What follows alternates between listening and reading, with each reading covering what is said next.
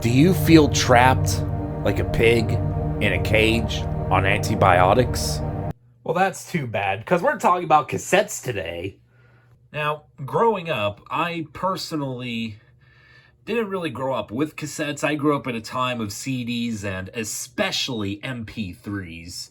The MP3s are how I listened to most of my music growing up. But I still did mess around with tapes and tape decks. The car that I grew up in was a 2005 Honda CR-V, and it had a tape deck in it. It was one of the last few vehicles made that actually had a built-in tape deck, along with the 6-disc CD changer. That was pretty nice. There was only one tape we ever listened to in that deck. It was this tape. It was a Christmas tape with Christmas music that my mom has had since her youth. And we listened to this tape every Christmas in that Honda up until we got a 2015 Honda Odyssey, which only had a CD player, so we stopped listening to this tape. So let's go to about 2016 or 2017. I can't really remember anymore about exact dates, but it was about that time that I was becoming kind of interested in old technology and dead formats. Thanks to watching a bunch of videos from TechBone. One of his videos was about the cassette. Well, several videos about the cassette, but the one I watched was Cassettes Better Than You Don't Remember. And in the video, he demonstrated that using good equipment and good tapes, you could get CD quality sound out of a tape. And from then on, I became fascinated in tapes. I really wanted to play around with tapes. And I did. The first machine that I actually had access to was, it was still the car that I grew up in, because by this point my dad was still driving the car back and forth to work, even though my mom quit driving it several years beforehand. So I got to listen to that Christmas tape and a few others in that deck, just being careful not to run the car battery dead. And skipping forward a little bit, I got a hold of one of these. This is a proper Sony Walkman. This is what is this? It is a WM-FS399. And this is a good little player. To my ears, it sounds pretty good. I'm no audiophile by any means, so it sounds perfectly fine by me. It has auto reverse, Dolby B, what else? A tuner that I never used. Now, this Walkman is not the same one that I had back when I was in middle school in 2017, because back in those times, I was very hard on everything that I owned. This is the iPod that I used regularly at around that time, and you can see how well it fared.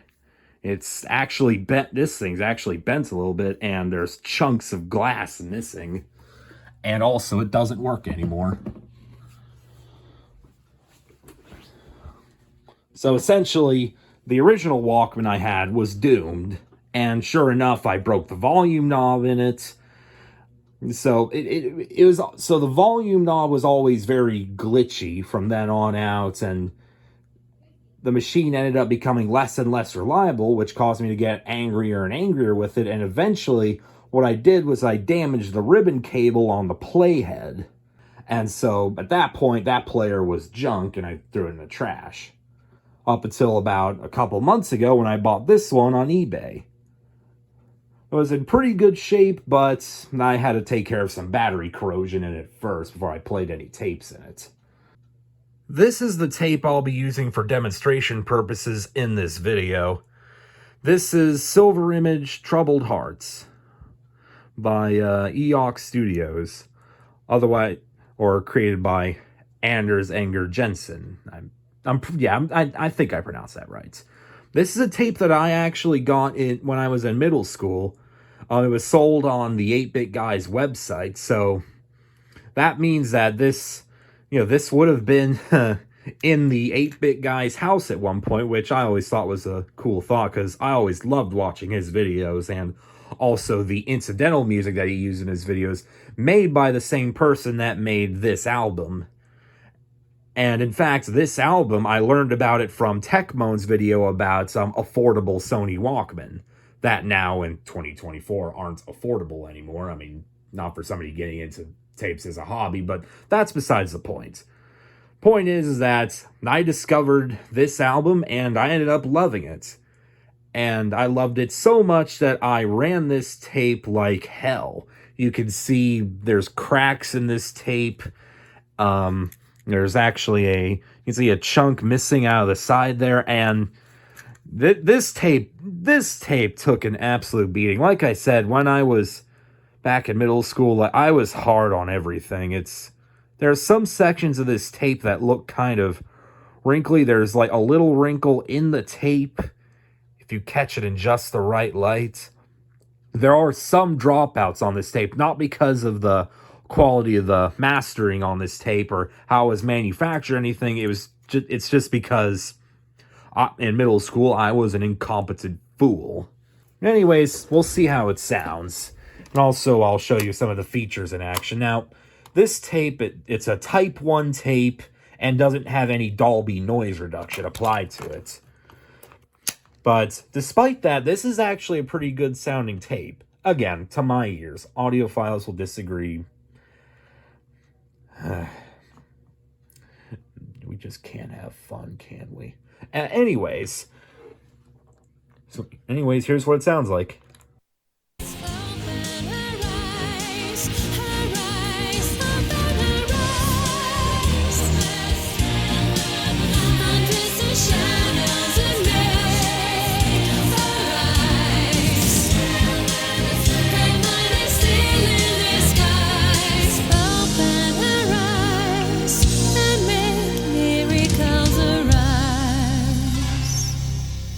And here's auto reverse in action. Darkness falls, no hope, no light comes arise. Play the other side for a little bit. Hear a little bit of the effect that Dolby B has.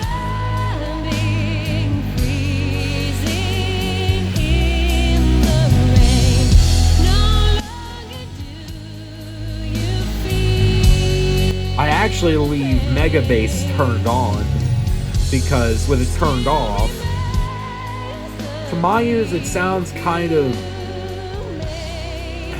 just doesn't sound very good. So I just leave it on mid.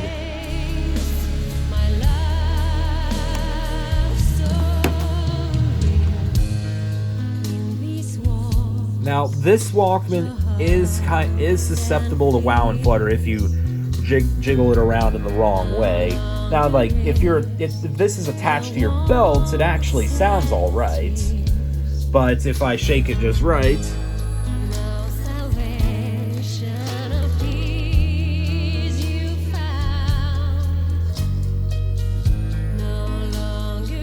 but yeah, this is a good.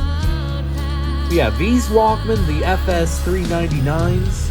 You can still find these for decent prices, and they got a pretty good amount of features. You know, Dolby B, auto reverse, which I think is perfect for. Like, I think this Walkman is perfect for most casual listeners. And here's the next machine.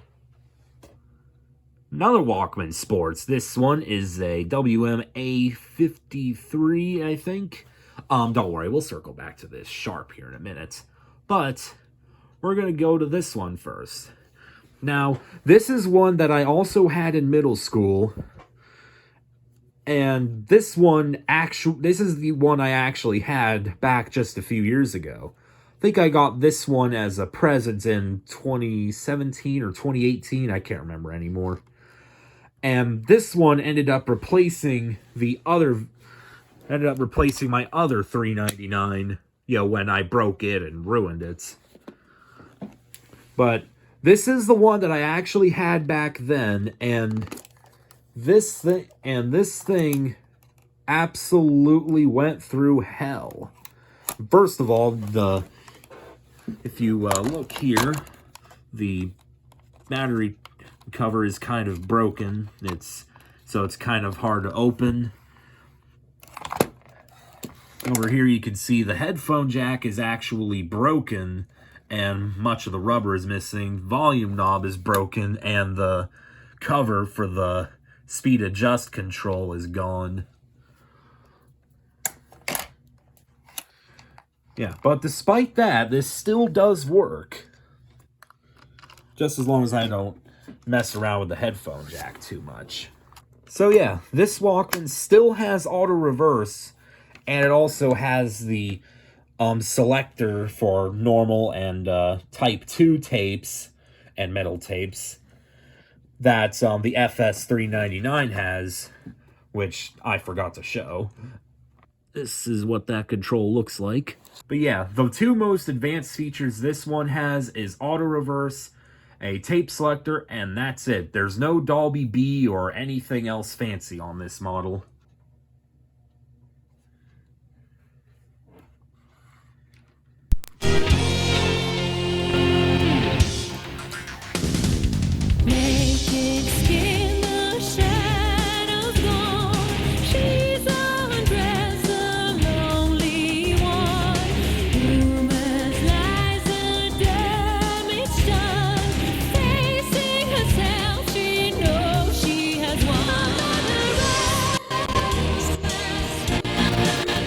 Yeah, this headphone jack is definitely broken. As if we didn't already know that.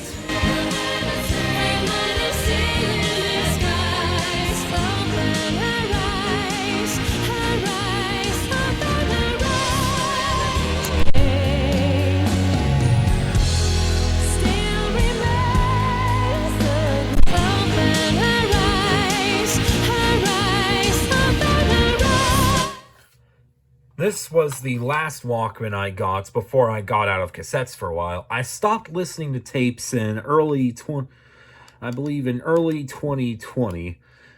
Mostly just because I just got interested in other things and didn't really care about tapes anymore.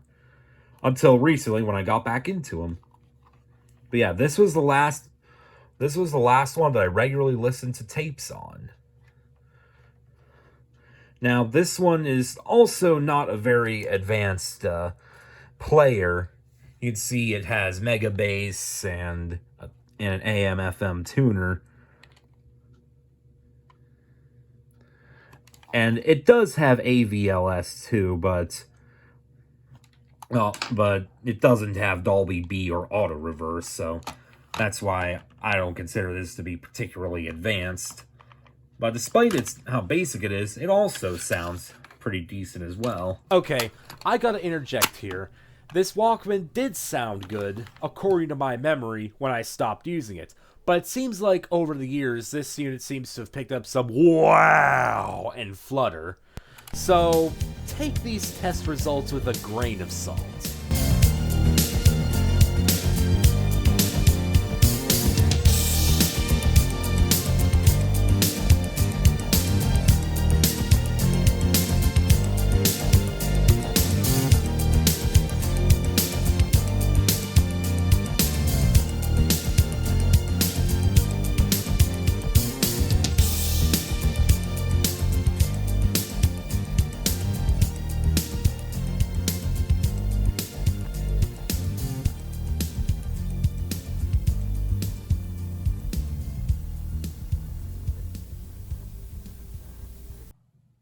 Let's talk a little bit about mixtapes while this seal brings up the rear.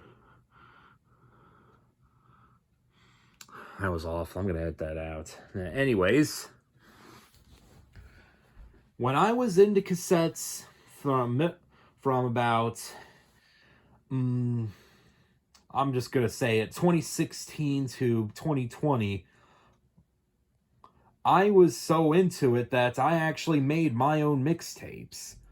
My dad had actually gotten a hold of a Fisher units that was primarily a 24-disc CD changer, but it also had a dual tape deck built into it. And I actually took out the CD carousel, threw it away, and just kept it for the tape player, and especially its tape recording abilities. And it did a very acceptable job of recording tapes, although you couldn't control the input level in any significant way, and there was no VU meter.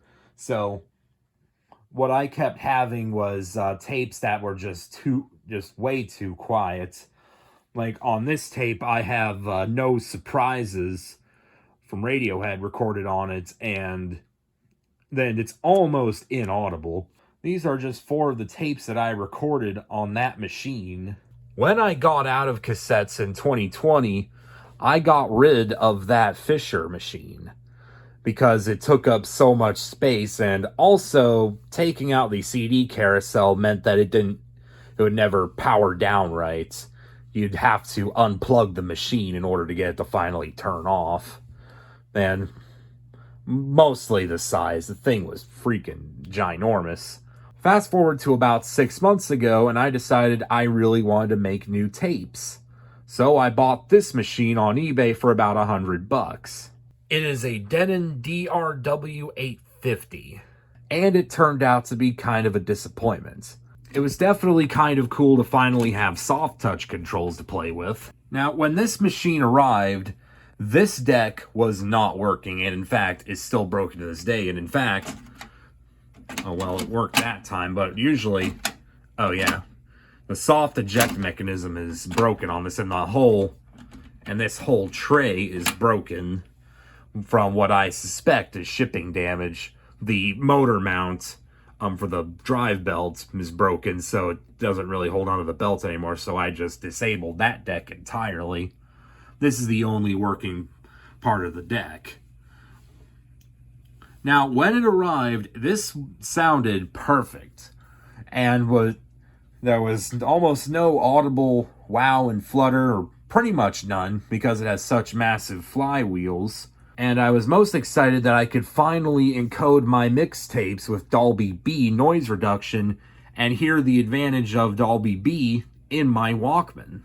But then things fell apart when I finally went to record that tape, and it recorded basically nothing. I took apart the machine and found out that the circuit board where the pot for the bias fine control had broken. So I repaired it as best as I could with the soldering iron and hot glue, and it got it working, but it was never the same, because now it has this really horrible buzz it's not tape hiss, it's just this strange buzz that I've never been able to figure out. So you'll hear that on the playback of this machine when I actually hook it up.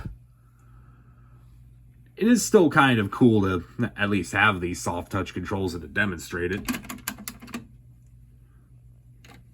Oh. Also, the pause button does it. Now, this buzz I'm talking about, while it is audible, it doesn't actually affect recordings, which was a good thing. But it was very annoying for listening back to tapes on this machine. It was at this point that I was really tired of messing with my Denon units, so I decided to go and buy a really simple, basic tape deck. And I watched V. Westlife's video on the Sharp RT100 tape deck, which seemed to be pretty much perfect for my needs. A simple entry-level deck that's reliable and very rarely breaks, has Dolby B, can record onto Type 2 and metal tapes, will allow me to set the recording levels, and has a VU meter. So I went on eBay and bought this for about $60. And much to my relief, this records perfectly and it plays tapes perfectly.